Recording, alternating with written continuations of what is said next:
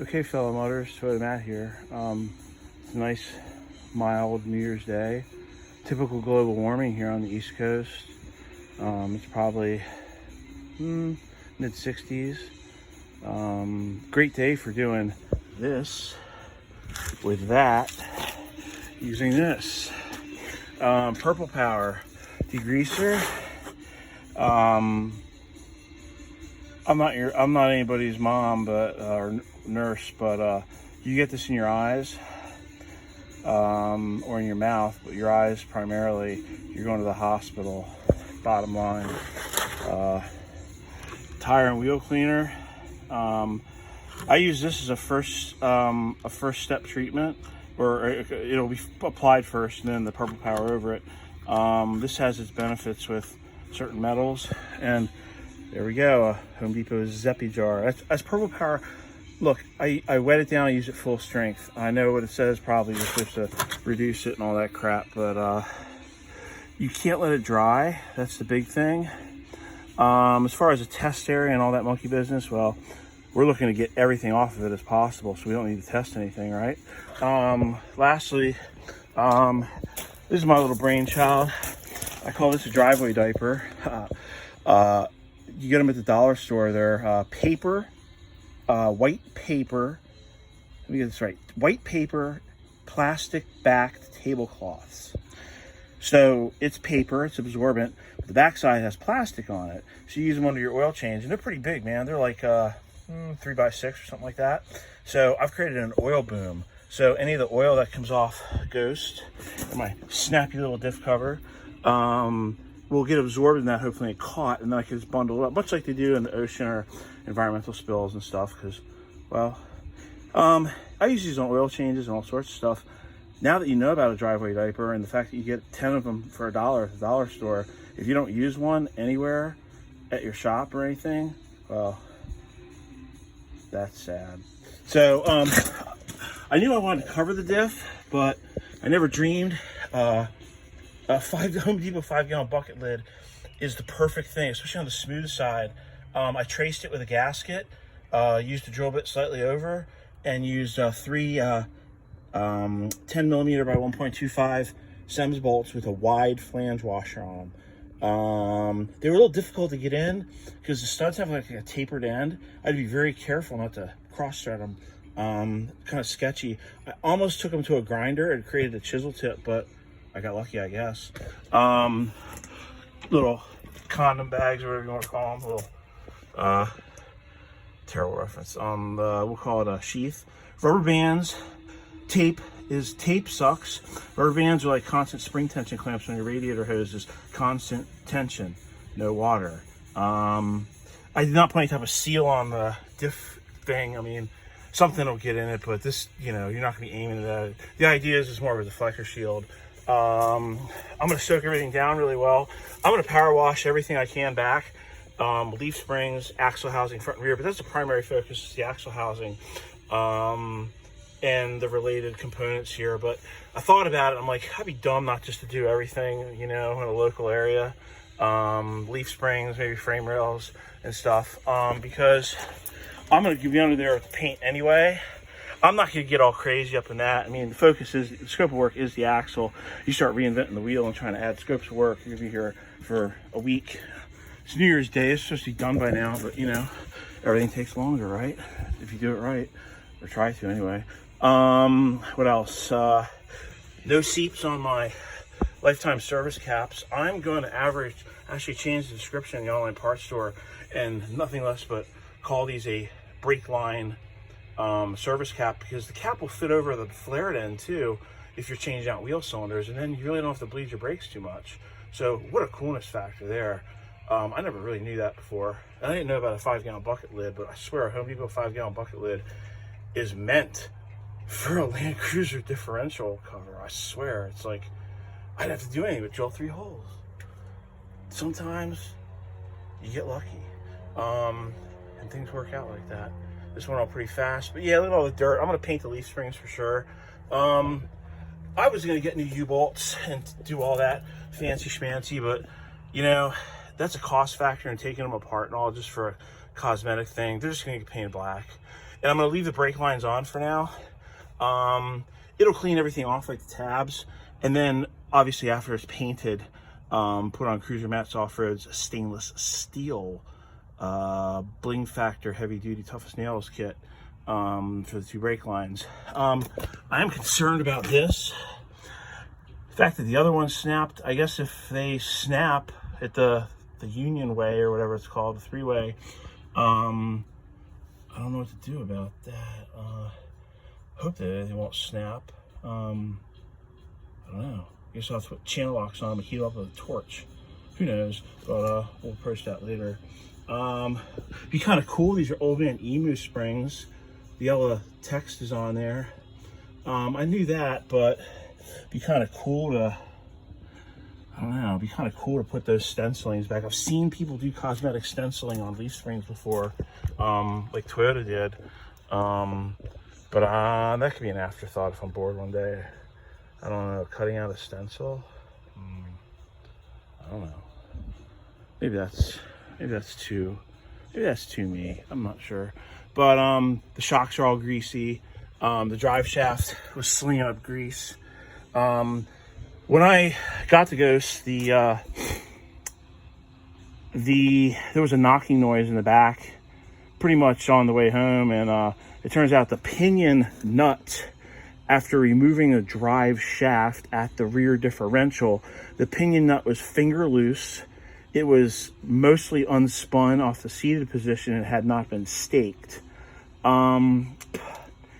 It was a relatively new nut, but that's tough to judge because, you know, once you put a drive shaft flange, companion flanges together, if they're seated properly and they're not corroded, they kind of create almost like a semi-weatherproof seal. But I remember the nut being new, and the flange was new. The flange was cross-drilled because it wasn't the right pattern. It was one of those multi-flanges, which I trust Cruiser Matt's Off-Road's multi-flange, but this one was cross-drilled to accommodate the FJ60 bolt pattern on the drive shaft. The drive shaft is too long. When you hit a bump, I didn't feel it bang and hit a bump, but I can only imagine it didn't have any telescoping length. So I don't know if when they changed the 5-speed out and put the 4-speed in before they offed it, to me, if the 4-speed, this is a tech fact, so pay close attention, is a 4-speed transmission with a 4-speed split transfer case with the spacer in the middle longer than an H55F. I don't know. That would be the only logical reason that the drive shaft would be too long. I have to get it shortened and I'm going to get it balanced, but it had a new U-joint in the back, a brand new sparkly U-joint. So that tells me there were issues back there, you know, prior to purchase. So it was kind of like it all just, but the fact that the pinion nut was finger loose, that created a situation where the pinion bearing was rattling around. Hence the ring and pinion gear lash was oscillating off or unadjusted properly. But if it's moving in and out, it's definitely like chattering and stuff. That caused a terminal catastrophic failure approximately 38 miles after I got Ghost home, which I drove a considerable distance per picking it up, but not really, maybe 40 miles. It was all highway and I drove slow, so it was a steady speed. There was no shifting. But once I got it locally, I had 38 miles is when the terminal failure happened of the previous differential. The previous differential had something in it which I can only term as an Aussie AU brand lunchbox, some sort of automatic disconnecting differential thingy-majiggy that clicks. Well, it wasn't clicking, it was banging. And it was like somebody took a big giant Paul Bunyan anvil, sledgehammer was banging on the frame on the back. When the thing would disengage, engage, it would start going around the corners, but you know, 38 miles isn't long. It actually made the truck lurch, and then it blew up and it locked the rear wheels and left me stranded. So I took a magnet and I stuck it inside the fill plug, and I pulled out a bunch of metal. However, when we took it apart, Bart and me, we couldn't see any type of, we couldn't see anything, you know, like any red flags, except that the pinion, the differential flange was not centered. It was bent. It was like it was cocked, and you couldn't turn it. So it was locked. It was binding. It's almost like it was, you know, it wasn't plumb level and square, like straight and perpendicular with the ring gear. It was off. And then it binded, because I couldn't turn the wheels when I took everything apart, as I might have mentioned. So yeah, I can only guess at this point, and I'm only speculating, and I don't want to focus on the negative here, but the pinion nut being not ever even tightened down, let alone staked, let alone torqued, it was put on finger loose for whatever reason, caused a free play issue, an oscillation in the pinion bearing, and in turn made the pinion gear itself wildly wobble around like a candy cane in there. And it just, 38 miles ain't long for something to implode. The oil didn't show any signs of burning, but I don't know what kind of oil was in there. So that's the whole reason that we are tackling this project. I took the rear drive shaft off and I drove the Ghost around in front wheel drive, 4-wheel drive, front wheel drive with the hubs engaged briefly, but I wound up finding that there was a brakes dragging situation. It felt like it. Now I wonder if it was just the pinion gear binding, but we saw the brake shoes that were burned and cracked. So that's the brief summary of what happened and why we're doing this. I never really got into that, but those are the facts, and that's how it happened. And you know, you deal with the cards that you're dealt, I guess.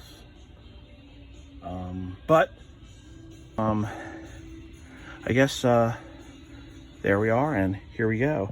Paper tags still on the leaf springs, so they're fairly new, but we'll see. And then yeah, the new emergency brake on the truck is a clue too, that maybe someone was trying to address the brake dragging and thought it was the cable, or maybe the cable wasn't there. Who knows?